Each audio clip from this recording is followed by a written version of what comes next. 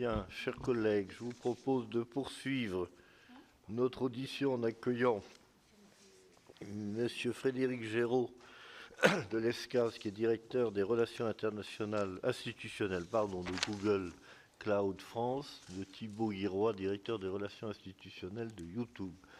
Je tiens à préciser que cette audition est publique et je vous en remercie. On a eu un débat, nous sommes convenus d'une audition publique, peut-être qui se conclura par une séquence à huis clos, ce qui ne veut pas dire que dans la première partie, vous ne devez pas nous dire des choses et nous intéresser, mais nous avons compris et nous avons intégré qu'il y avait peut-être un certain nombre de choses qui devaient être évoquées à huis clos. Nous accueillons aussi M. Groux, directeur technique de la filiale de Google dénommée Mendiant, qui pourra, dans ce cadre, s'exprimer sur l'activité de sa société. Avant de vous donner la parole, il me revient de rappeler qu'un faux témoignage devant la commission d'enquête est passible des peines prévues aux articles 434, 13, 14 et 15 du Code pénal. Je précise également qu'il vous appartient, le cas échéant, d'indiquer vos éventuels liens ou conflits d'intérêts en relation avec l'objet de notre commission d'enquête. Je vous invite à prêter serment de dire toute la vérité, rien que la vérité, en levant la main droite et en disant « je le jure ». Je vous en remercie. Sur un plan pratique, peut-être, c'est vous? Très bien. On a, nous, une contrainte horaire. On a le ministre à 16h30, c'est bien ça. Il est de tradition de ne pas trop le faire attendre. Donc, si vous pouvez concentrer à vous trois votre propos introductif en 10 minutes, un quart d'heure.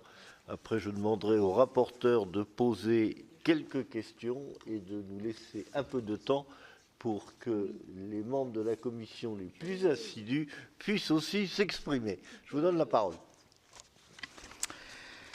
Avant tout, nous tenons à vous remercier sincèrement, toute la commission d'enquête, Monsieur le Président, Monsieur le rapporteur, pour cette invitation faite à Google à venir nourrir le débat parlementaire. Vous aurez également l'occasion d'échanger avec mon collègue de YouTube et aussi avec un expert de Mendiant et à huis clos juste après. Merci encore à Monsieur le Président d'avoir accordé ce huis clos pour Mendiant, car Mendiant est aujourd'hui le seul organisme privé capable d'attribuer une attaque à un État. Votre commission d'enquête travaille sur un sujet crucial pour nos démocraties. Google en a fait la dure expérience en 2009 avec l'opération Aurora, une importante cyberattaque chinoise visant une trentaine d'entreprises principalement américaines, mise au jour par Google. Nous avons fait alors le choix difficile et conscient de le faire savoir, de partager cette information, et ce malgré les risques. Nous y reviendrons, mais la cybersécurité est avant tout un sport d'équipe, basé sur le partage et la confiance entre acteurs de tout type, publics et privés. Car ces attaques constituent une menace pour la démocratie. Les pirates informatiques volent des informations sensibles qui sont ensuite délibérément diffusées pour nuire aux personnalités politiques. À ce titre, nous souhaitions souligner le fait que nous apprécions particulièrement le credo de l'association française Intercert France, dont le CERT de l'Annecy fut à l'origine, leur credo étant partage, échange, confiance, et cela nous va fort bien. Chez Google, nous sommes des gens sérieux, pragmatiques. Nous avons donc souhaité travailler avec les meilleurs pour protéger nos solutions et produits. Nous collaborons donc de manière étroite avec Viginum et l'ANSSI. Et pour mettre en accord notre ambition de protéger au mieux tous nos clients, Google Cloud a fait l'acquisition de la société Mendiant, mi-2022, pour la somme de 5,4 milliards de dollars.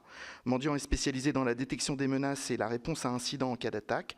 Mendiant a créé l'acronyme APT pour Advanced Persistent Threat. 7 de vos collègues parlementaires, dont M. Olivier Cadic, ont eu récemment connaissance qu'ils avaient été ciblés et victimes de APT-31, une entité liée au ministère de la Sécurité chinois. C'est Mendiant qui a mis au jour et attribué à la Chine ce groupe d'attaquants.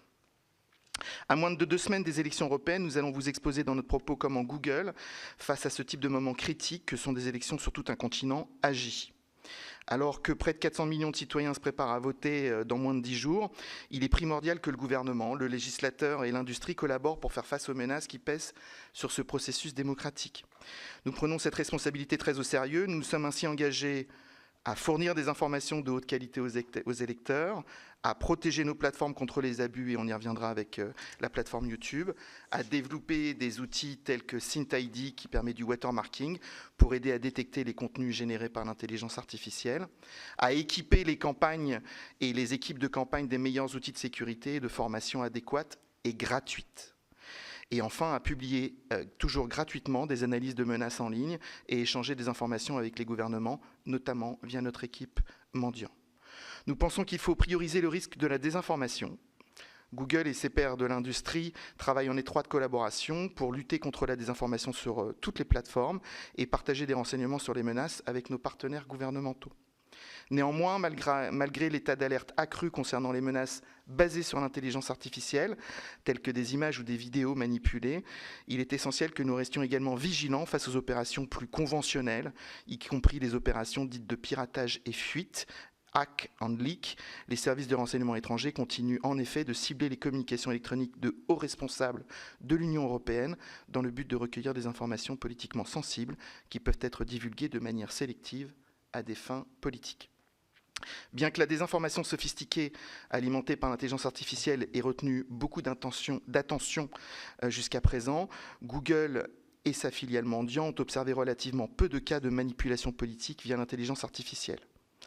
Nos recherches indiquent que même les auteurs de menaces les plus sophistiqués sont opportunistes. Il n'est peut-être pas nécessaire pour eux de recourir à de la propagande générée par l'intelligence artificielle lorsqu'il est plus facile et moins coûteux d'exploiter des logiciels vulnérables pour voler et divulguer des communications légitimes des responsables politiques européens. Il est crucial que les autorités gouvernementales évaluent correctement les risques relatifs et veillent à doter les candidats politiques, les responsables électoraux, les personnels des campagnes, les journalistes et les citoyens des outils et également de la formation récurrente pour repérer et bloquer les tentatives, notamment d'hameçonnage ou tout effort qui serait lié à l'insécurité de leur propre compte. Nous faisons, et je tenais à le signaler, des réunions d'information avec chaque équipe de campagne politique depuis déjà plusieurs scrutins. Nous formons au bon geste l'ensemble des partis sans distinction. Nous pensons que c'est notre responsabilité. Nous pensons aussi que les entreprises technologiques devraient être responsables d'une meilleure sécurité. Nous sommes convaincus que la responsabilité d'avoir une sécurité de meilleure tenue ne doit pas incomber uniquement aux citoyens et aux usagers. Les fournisseurs des technologies, c'est-à-dire les entreprises, devraient être tenus responsables de la création de produits numériques intégrant de solides fonctionnalités de sécurité par défaut, ce qu'on appelle en anglais « security by design ». Les responsables gouvernementaux et les citoyens privés devraient pouvoir être sûrs que leurs systèmes de messagerie ne contiennent pas de vulnérabilités critiques. Les agences gouvernementales ne devraient pas être contraintes à des offres logicielles fort complexes.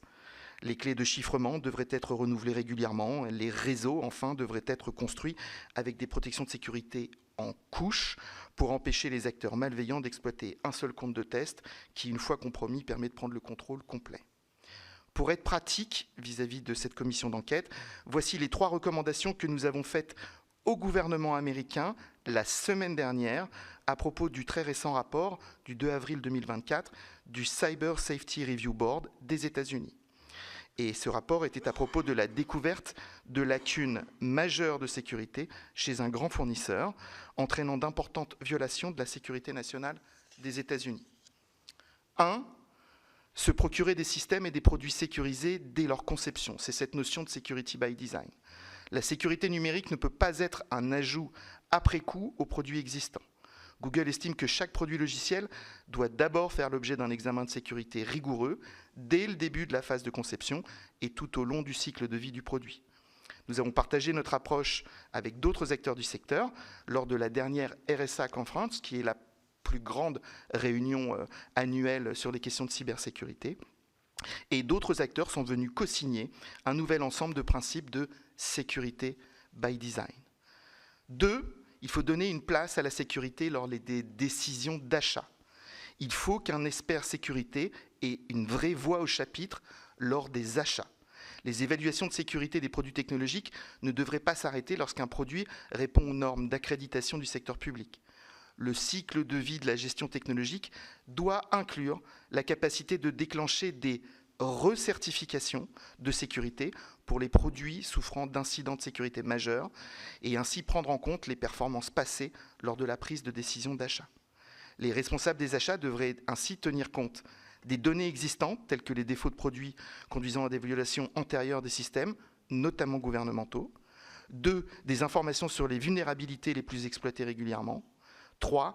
Le suivi des directives de cybersécurité émises par des agences gouvernementales comme l'ANSSI ou des associations type Intercert en France. 3. Atténuer la monoculture et l'extrême dépendance. Google et d'autres comme Intercert France, et je vous invite à lire leur communiqué de presse du 29 février dernier, qui s'intitule « Anatomie d'une dépendance », tous ces acteurs voient un risque de longue date pour les organisations du secteur public français qui utilisent le même fournisseur pour leur système d'exploitation, pour leur messagerie électronique, pour leur logiciel de bureautique, pour leurs outils de sécurité. Cette approche augmente le risque qu'une seule violation mette à mal tout un écosystème, ce qu'on appelle en anglais un « single point of failure ». Les gouvernements devraient adopter une stratégie multifournisseur, développer et promouvoir des normes ouvertes pour garantir l'interopérabilité, permettant ainsi aux organisations de remplacer plus facilement les produits non sécurisés par d'autres plus résistants aux attaques. Enfin, les régulateurs devraient enquêter sur les pratiques restrictives en matière de licences logicielles qui entravent la diversité, le libre choix et donc la sécurité de l'écosystème des fournisseurs, décourageant ainsi l'innovation.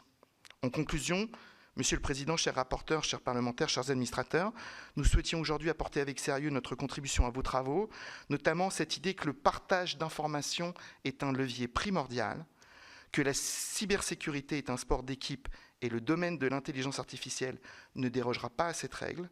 Il nous apparaît aussi nécessaire de progresser tous ensemble avec la plus grande rigueur et en écoutant toutes les parties prenantes. Ce que vous faites aujourd'hui, merci à nouveau.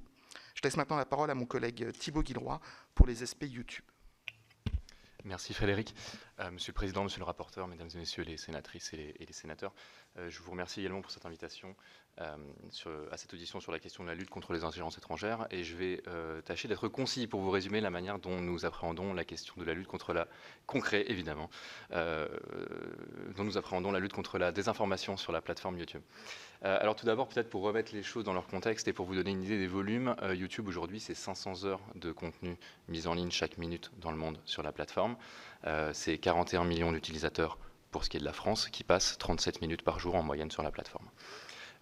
Et par trimestre, c'est 7 à 8 millions de vidéos environ retirées dans le monde entier.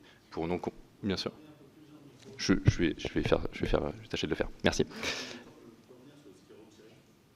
Ce qui est retiré, bien sûr, 7 à 8 millions de contenus retirés par trimestre dans le monde pour non-conformité à nos conditions d'utilisation, à notre règlement de la communauté. On dispose chez YouTube de 3 leviers principaux pour lutter contre la désinformation. Le premier, c'est le retrait des contenus, je viens d'en parler, qui violent nos conditions d'utilisation, qui franchissent la ligne. Le second, c'est le fait de ne plus recommander les contenus qui sont à la limite de franchir la ligne, mais qui ne la franchissent pas, y compris au regard de nos conditions d'utilisation ou de la loi française. Et le troisième, c'est le fait de remonter, de mettre en avant les sources qui font autorité, les sources fiables sur la plateforme. Pour ce qui est de retirer les contenus qui franchissent la ligne, on a 2 grilles de lecture. Nos équipes de modération sont dotées de 2 grilles de lecture. La première, c'est nos conditions d'utilisation. J'en parlais, notre règlement de la communauté YouTube, qui est librement accessible à toute personne qui en fait la recherche. Et la seconde, c'est la législation locale. Donc typiquement le droit français. On peut se féliciter d'ailleurs que la différence entre la législation locale et nos conditions d'utilisation soit assez ténue en ce qui concerne la France. On a évidemment quelques spécificités françaises, on est en période électorale, donc je pense à la période de silence électorale qui débute la veille du scrutin, mais de manière générale, la législation locale et nos conditions d'utilisation sont assez alignées. On dispose évidemment de politiques très claires sur des questions comme la lutte contre le harcèlement, la lutte contre le terrorisme, la sécurité des mineurs ou encore l'incitation à la haine. Nous avons la nécessité de faire évoluer nos politiques de manière constante, puisque la menace et les contenus problématiques évoluent eux-mêmes de manière constante, notamment à l'aune des récents événements. Je pense notamment au conflit au Proche-Orient ou au conflit en Ukraine ou encore à la pandémie de Covid-19 qui a mis nos équipes de modération à l'épreuve.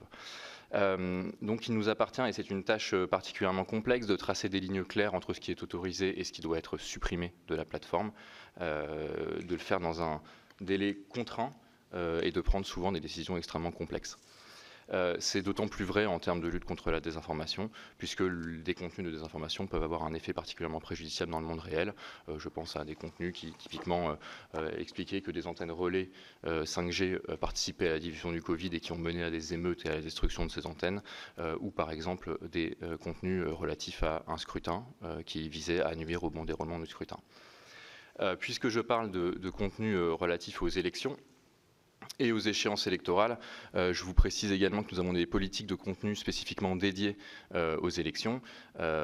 Il s'agit pour nous dans ce cas d'appréhender 3 types de contenus. Les contenus qui visent à manipuler les électeurs, à les induire en erreur, notamment quant à la date d'un scrutin, quant aux moyens de voter ou aux conditions à remplir pour pouvoir voter.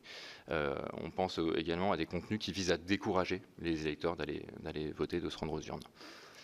Pour être très concret, nous avons par exemple vu des vidéos qui expliquaient aux utilisateurs qu'ils pouvaient voter par SMS ou via un site web, ou des vidéos qui expliquaient aux utilisateurs que la participation au scrutin était conditionnée aux personnes ayant plus de 50 ans. Les personnes qui posent des vidéos chez nous ont parfois beaucoup d'imagination. Ces mêmes politiques s'appliquent aux contenus qui visent à remettre en cause l'éligibilité des candidats.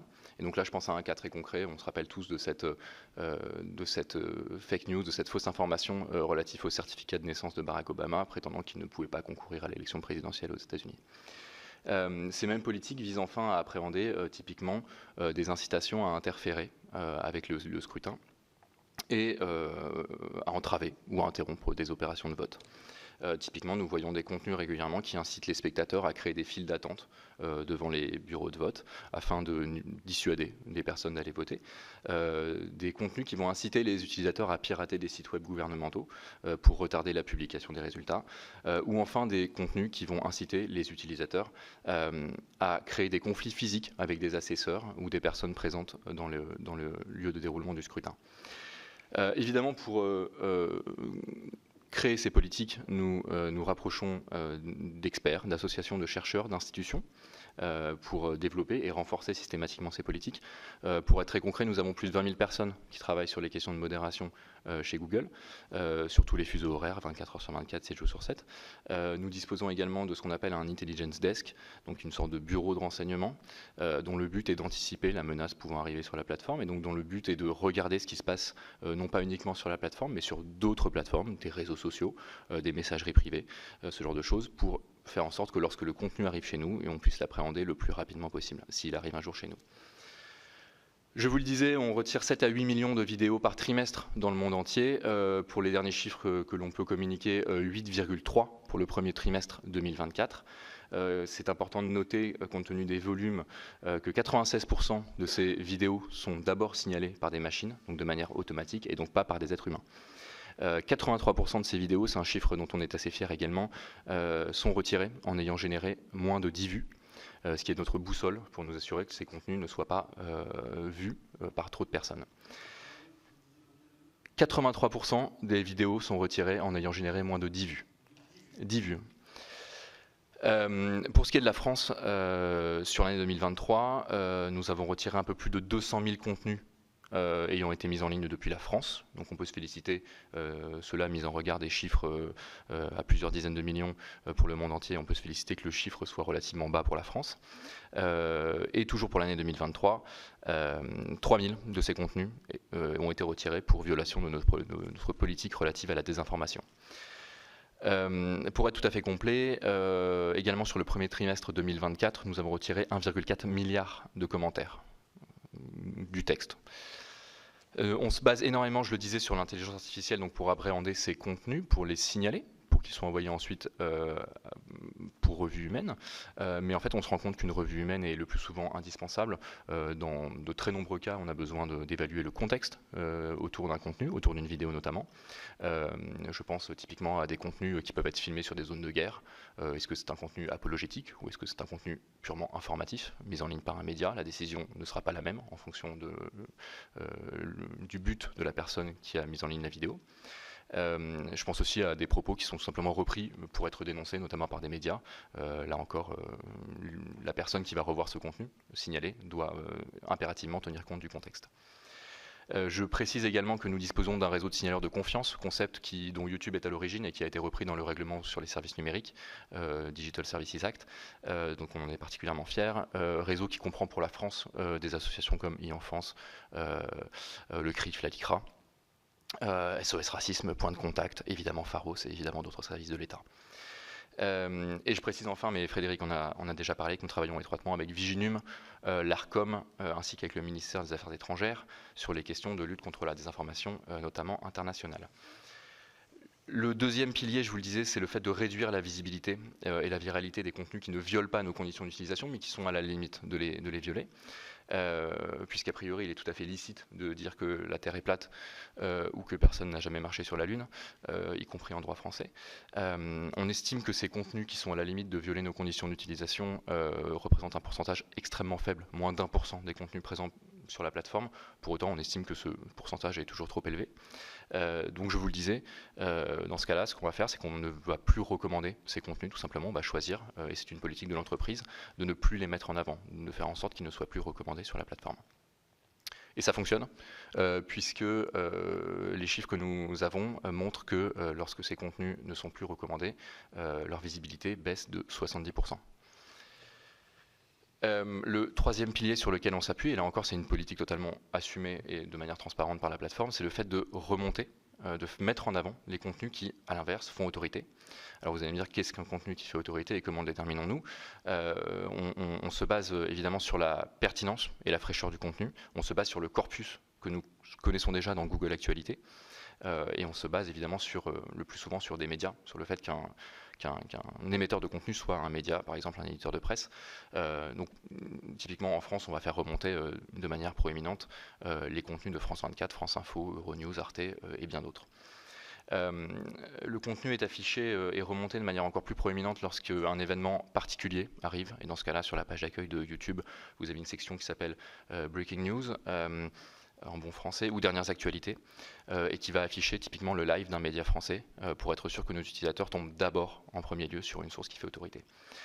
On a pu voir, notamment lors des élections de mi-mandat en 2022 aux États-Unis, que ce concept fonctionnait, puisqu'on estime que 85% des utilisateurs qui ont cherché des informations relatives à ces élections tombaient sur des sources qui faisaient autorité d'abord dans les résultats de recherche de YouTube.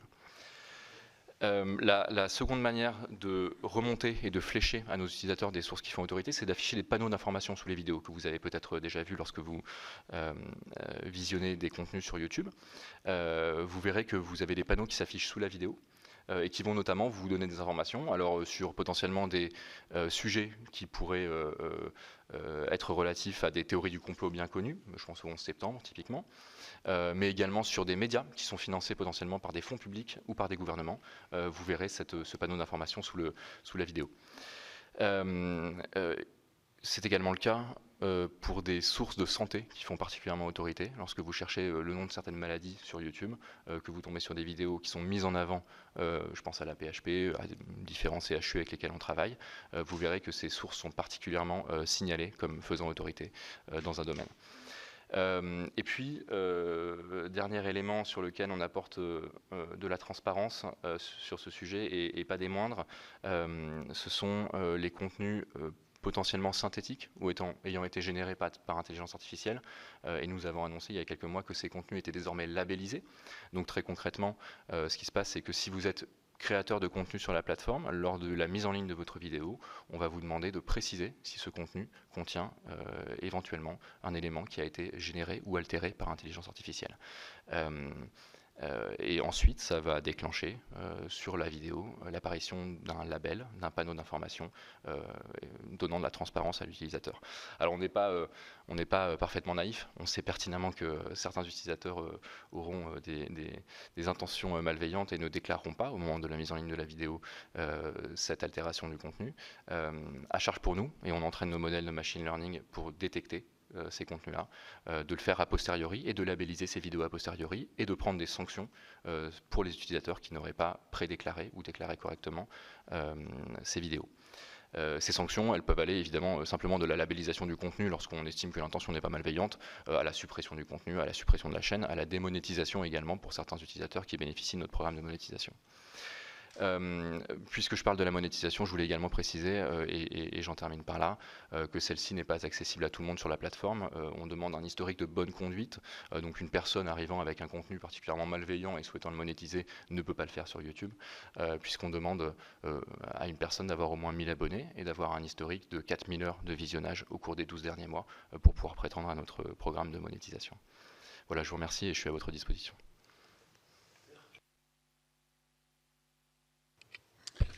Merci, Monsieur le Président. Comme le temps nous est compté, je vais d'abord vous remercier pour vos interventions qui sont extrêmement précises à la fois sur les questions de cyber et donc les 3 propositions que vous nous faites qui, je crois, on peut se retrouver dedans, et en même temps sur le modèle, je veux dire, de YouTube et comment à la fois tout ce travail de suivi de ce qui est mis. Alors, première chose, c'est que pour beaucoup de chercheurs ou de journalistes ou ceux qu'on peut rentrer, il y a le fait que, j'allais dire, Madame Goulet dirait une croyance populaire, pour reprendre l'histoire de sa grand-mère, mais parfois sur le fait qu'on puisse imaginer que c'est vrai que le modèle économique des plateformes et le biais algorithmique peuvent être l'un et l'autre des accélérateurs de campagnes de désinformation. Là-dessus, quelle est votre vision sur ce propos qu'on le retrouve assez fréquemment d'ailleurs auprès des chercheurs? Oui, je pense que c'est un élément qu'on a longtemps et souvent entendu côté YouTube et dont qu'on a particulièrement pris en compte, notamment pour modifier nos algorithmes de recommandation il y a maintenant plusieurs années. Je crois que la modification la plus importante date de 2019, mais de toute façon, nos algorithmes sont modifiés plusieurs centaines de fois par an. Effectivement, le but est d'éviter l'effet de bulle de filtre ou de chambre d'écho, les Américains disent de rabbit hole. Et donc, typiquement, on en a pris conscience. On a pris conscience des critiques qui étaient faites à l'égard des algorithmes de recommandation, et on l'a modifié. Notamment pour privilégier des critères de qualité et rétrograder des contenus qui étaient de piètre qualité et qui n'avaient pour vocation que d'attirer tout simplement des clics de la part des internautes. On est particulièrement attentif au succès de ces modifications algorithmiques et ce qu'on a pu constater dans différentes études indépendantes publiées très récemment, c'est que ce phénomène n'est plus observé sur la plateforme, en tout cas en ce qui concerne YouTube. Donc on est plutôt à l'aise avec le fait qu'aujourd'hui il y a énormément de diversité intégrée dans l'algorithme de YouTube. Merci. Vous avez évoqué l'ensemble des contenus retirés avec les 3 classifications, etc. Nous expliquons à chaque fois, en indiquant bien sûr que l'IA était, j'ai envie de dire, avec mes mots, la source première d'identification de contenus à classer, donc retrait, etc., remonter, etc. Mais en indiquant quand même qu'il y a la nécessité d'un visionnage humain. Et alors, juste parce qu'on peut imaginer, au regard de l'ensemble des contenus présents dans YouTube notamment, comment ça se passe concrètement, sans vouloir être trop dans le détail, mais ça veut dire quoi concrètement, puisque ça veut dire combien de personnes, et comment ça fonctionne dans votre modèle? Oui, je vais tâcher d'être concret. Je vous l'ai dit, on a 20 000 personnes qui travaillent sur ces questions de modération. On est évidemment soumis au règlement, en tant que très grande plateforme, au règlement sur les services numériques. Donc on publie un rapport de transparence tous les 6 mois, je ne veux pas dire de bêtises, je crois que le dernier date d'avril 2024, en indiquant pays par pays et langage par langage notre nombre de modérateurs. Donc on est très transparent là-dessus. On indique également le rôle de l'intelligence artificielle et donc de l'apprentissage automatique dans la modération des contenus. Et on en rend compte auprès de la Commission européenne qui mène des études sur la conformité des plateformes au règlement sur les services numériques. Donc très concrètement, c'est une combinaison de revue humaine et d'apprentissage automatique qui nous permet d'être extrêmement efficace et d'appréhender les contenus problématiques le plus rapidement possible. Je précise également que nous disposons de mécanismes d'appel, c'est-à-dire que si le contenu a été retiré peut-être de manière abusive ou parce que les erreurs humaines existent, la personne qui a vu son contenu retiré est en capacité de faire appel du retrait et donc le contenu sera réexaminé. C'est un point extrêmement important. On a vu lors de la pandémie de Covid-19, lorsque nos modérateurs n'étaient pas en capacité de travailler de manière satisfaisante, tout simplement parce qu'ils étaient chez eux, et qu'on ne souhaite absolument pas exposer les familles de modérateurs au contenu qu'ils revoient, on s'est davantage reposé sur l'intelligence artificielle, sur l'apprentissage automatique, et on a constaté qu'en fait on avait un taux d'appel et un taux de retrait qui était beaucoup plus important, parce que les machines faisaient plus d'erreurs, forcément, on faisait moins appel à l'humain. Et donc lorsque les choses sont rentrées dans l'ordre et que nos modérateurs ont pu reprendre leur travail de manière normale et de manière satisfaisante, voilà, les choses sont rentrées dans l'ordre. Donc c'est une combinaison de revue humaine et d'apprentissage automatique. Et alors, mon autre question, la question suivante, donc peut-être la réponse se fera dans la seconde partie de l'audition, mais là on est sur la logique de cyberattaque, contenu posant problème. La question de logique d'ingérence, c'est-à-dire on peut imaginer une logique globale de plusieurs comptes portant sur des contenus assez similaires ou proches, etc. Vous avez cité notamment l'opération Aurora en 2019 et celle plus récemment face à certains de nos collègues. Est-ce que là-dessus, vous pouvez nous en dire plus ou on considère que c'est la deuxième partie? C'est-à-dire comment concrètement, au-delà d'identification, vous pouvez remonter une filière et dire là, il y a une logique d'ingérence globale, c'est une attaque structurée, organisée, avec une finalité précise. Si c'est ça, on peut attendre. On va vous répondre dans la deuxième partie avec joie. Alors, très vite, au-delà de comment considérez-vous, parce qu'un des sujets que nous avons dans la lutte contre les ingérences, évidemment, ce que vous faites, vous, via vos supports, d'indiquer ce que vous avez dit, vos politiques, etc. Comment avez-vous un avis sur justement comment, renforcer la résilience d'une société au global, et non pas forcément que vos utilisateurs, sur ce que sont les mécanismes d'ingérence, ce que l'approche technologique, notamment la question de l'IA, etc., etc. Donc là-dessus, avez-vous des préconisations, des propositions, une vision sur comment une société, un pays peut développer sa résilience face à des phénomènes d'ingérence, notamment informationnelle? Alors le maître mot est pédagogie. Il ne vous étonnera pas. Et donc c'est par l'apprentissage et la pédagogie qu'on pourra faire monter l'ensemble d'une société et l'ensemble des générations la composant, des cohortes générationnelles, pour une meilleure prise de conscience des outils disponibles, des moyens de protection disponibles, mais aussi des bonnes réactions, des bonnes pratiques à avoir. Et donc ça passe par un apprentissage. Alors, Google a mis en place maintenant, il y a une dizaine d'années, spécifiquement en France, un vaste programme qui s'appelle Google Atelier Numérique, qui aujourd'hui a couvert plus de 800 000 citoyens et citoyennes sur le territoire français. Et pour cette chambre haute, pour qui les territoires a un attachement en particulier, on va même jusqu'à avoir 6 estafettes, entre guillemets des minivans, qui vont jusque sur les places de village pour délivrer de manière gratuite des séances de formation aux bons usages de protection, en matière de protection de l'enfance, en matière de e-commerce, en matière de tous ces risques qui sont liés avec l'arrivée des usages numériques. Donc ce Google Atelier Numérique qui préexiste dans chacun de vos territoires depuis maintenant de nombreuses années et avec des partenaires à chaque fois locaux, les chambres de commerce locales, avec les capacités de Pôle emploi en local, on vient essayer de contribuer, de faire notre part pour que chacun en prenne mieux conscience et soit capable d'utiliser ces outils. Il faudrait démultiplier ces efforts, et c'est là aussi que l'éducation nationale, au travers de programmes dédiés, a un rôle à jouer, très certainement, pour que l'ensemble de la population monte en gamme, entre guillemets, sur ces questions. Merci. Autre question. Google traite des données conséquentes de beaucoup de citoyens français, de par la messagerie, de par l'ensemble des outils développés par Google. Quelle est votre vision, vos obligations face à la question de l'extraterritorialité du droit américain qui pourrait ou qui devrait, je vous pose la question, faire en sorte que dans certains types de cas, vous soyez dans l'obligation d'informer, de rendre ces données-là, qui on peut considérer que c'est une forme aussi d'ingérence. On sait bien que notre compagnon de route américain, parfois aussi des logiques d'ingérence, et on peut considérer que cela, ça peut être une forme. Donc, quelle est la politique justement sur ces questions au regard de l'extraterritorialité et donc de la protection des données de citoyens français ou d'entreprises?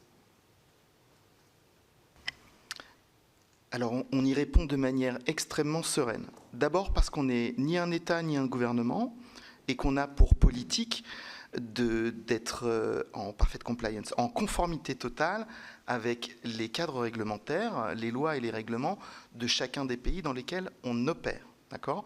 Donc on respecte la loi. Je pense que c'est important déjà de le dire au début. Sur la question de l'extraterritorialité, donc je pense que vous n'avez pas cité un certain nombre de lois, mais peut-être que vous faites référence au Cloud Act ou à FISA. Voilà, vous n'avez pas été suffisamment précis sur ces lois. Il se trouve que nous avons des rapports de transparence qui sont édités tous les semestres et qui disent à l'ensemble de nos usagers quelles sont les demandes que nous avons reçues de tel État et dans quel cas nous avons dû donner ces données ou pas. Donc nous avons d'abord une première étape qui est de la transparence vis-à-vis des demandes que nous recevons de tous les gouvernements. On peut rentrer après ça dans les chiffres si vous le souhaitez, hein, on en a. Et je vous donne un exemple précis par tous les gouvernements, un gouvernement en particulier. Un exemple précis. Le gouvernement américain. Alors sur la partie Google Cloud Platform, sur l'année 2021, nous avons reçu sur les 2 trimestres 2021 23 demandes d'accès à des comptes. Sur ces 23 demandes, nous en avons contesté 100% en justice. Donc nos avocats sont allés monter au front. Et sur ces 23 demandes, 20, nous avons eu gain de cause sur 20 pour des vices de procédure, des vices de forme. Et dans 3 de ces demandes sur les 23, le juge, américain en l'occurrence, a décidé qu'il fallait donner ces demandes. Et nous obéissons à la règle de la même manière que nous obéissons aux règles françaises. Et je souhaitais aussi souligner en matière d'extraterritorialité que la France aussi a un certain nombre de mécanismes qui existent, notamment un au sein de la loi de programmation militaire qui a été publiée le 13 juillet dernier et qui permet de mettre des sondes qualifiées ou marqueurs techniques directement dans les data centers sans décision du juge, là, contrairement à la partie américaine, et pour pouvoir capter l'intégralité des données et non pas seulement les métadonnées. Donc nous, en tant qu'acteurs privés, on se conforme à la loi et aux règlements dans lesquels on opère. Et peut-être pour compléter la réponse de Frédéric, évidemment nous répondrons également aux réquisitions judiciaires et aux demandes des autorités françaises, en tout cas Google le fait. Nous recevons, je crois, de mémoire entre 10 et 15 000 demandes par an des autorités françaises, et nous sommes en capacité de communiquer les données dans 83% des cas, ce qu'on estime être un chiffre assez élevé. Les 17% restants étant potentiellement des comptes sur lesquels nous ne disposons plus des données, ou tout simplement des erreurs, ce genre de choses, ou les données des cas dans lesquels les données auraient peut-être été écrasées. Donc on collabore extrêmement efficacement avec les autorités françaises sur ce point. Merci. Ça en est fini pour moi, en sachant peut-être que la partie d'après, mais les collègues. Oui, le petit point de complément, il est que ces données, en tout cas chez Google, qu'elles soient au repos ou en transit, sont chiffrées à l'état de l'art, et que donc lorsque le juge, par décision, nous y oblige, ce sont bien des données chiffrées que nous livrons, et nous n'avons pas les clés, elles sont chez le client ou chez un tiers que le client a décidé d'utiliser. Je pensais que c'était important de le... Oui, merci Monsieur le Président. Merci messieurs pour vos explications. J'ai une observation et une question. La première, c'est que toutes les précautions que vous prenez, finalement, un devoir de prudence et toutes les mesures que vous prenez de modération conduisent à penser que vous agissez comme un éditeur sans l'être. juridiquement parlant, puisque en fait vous prenez toutes ces précautions, c'est celles qu'on vous demande de prendre et que vous prenez bien naturellement, avec une marge en plus d'amélioration de ces procédures de précaution au fur et à mesure des années. Je pense qu'au fur et à mesure du temps, évidemment, quand on a travaillé sur le terrorisme, je reprends toujours le même avec André Reichardt il y a 10 ans, vos mécanismes de retrait, vos mécanismes de protection étaient moins élaborés qu'aujourd'hui. Donc il y a eu évidemment beaucoup de progrès. Donc moi, j'étais très intéressée par la décision d'achat et ce dont vous avez parlé, c'est la sécurité au moment de l'achat des process. Et notamment, vous savez que Microsoft, notamment, est largement utilisé par les administrations françaises, par l'armée, pour héberger les données, notamment du Data Health, mais pas seulement, et puis des prêts garantis par l'État au moment du Covid. Enfin, tout ça a été largement débattu. Est-ce que vous pourriez développer ce point sur la sécurité au moment de l'achat? Parce que ça me semble vraiment très intéressant. Est-ce que vous pourriez développer un peu pour qu'on puisse éventuellement élaborer des préconisations dans notre rapport sur ce point-là qui me semble tout à fait déterminant? Merci beaucoup de votre question. Alors, en fait, au moment où la décision se prend d'acheter des solutions informatiques, des solutions numériques, notre recommandation est qu'il y ait un expert sécurité, alors de l'entreprise, hein, mais qui ait au moins le même poids dans la décision que l'acheteur qui va peut-être regarder la durée du contrat, le coût final pour l'entreprise. Nous pensons que la sécurité devrait avoir un poids beaucoup plus fort dans la prise de décision au moment de cet achat. Mais il se trouve aussi que bien souvent, il y a dans des suites logicielles, entre guillemets, des contrats de renouvellement. Et on pense aussi que là, il faudrait avoir une attention particulière pour savoir, à cet instant T, ce produit, est-ce qu'il a eu des vulnérabilités critiques? Est-ce qu'elles ont été soulignées? Est-ce que l'éditeur de ce logiciel y a remédié ou pas? Et pour permettre ensuite à l'entreprise, alors l'acheteur, mais en mode collégial, j'imagine, avec ses experts sécurité, de se dire on va reprendre cette solution ou on ne va pas la reprendre. Et donc c'est ce moment qui est crucial et où la sécurité nous paraît ne pas avoir pour l'instant encore le bon poids. Une espèce de clause de revoyure au moment de... Oui, ou quand il y a une information qu'il y a une faille critique dans un produit, que peut-être à ce moment-là, les directions des achats se posent plus de questions ou soient plus en alerte pour prendre une décision plus consciente la fois suivante.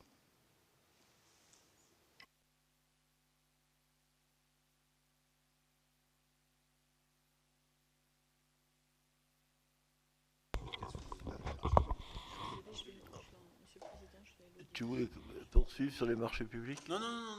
Bon, on va passer à la deuxième partie de notre réunion.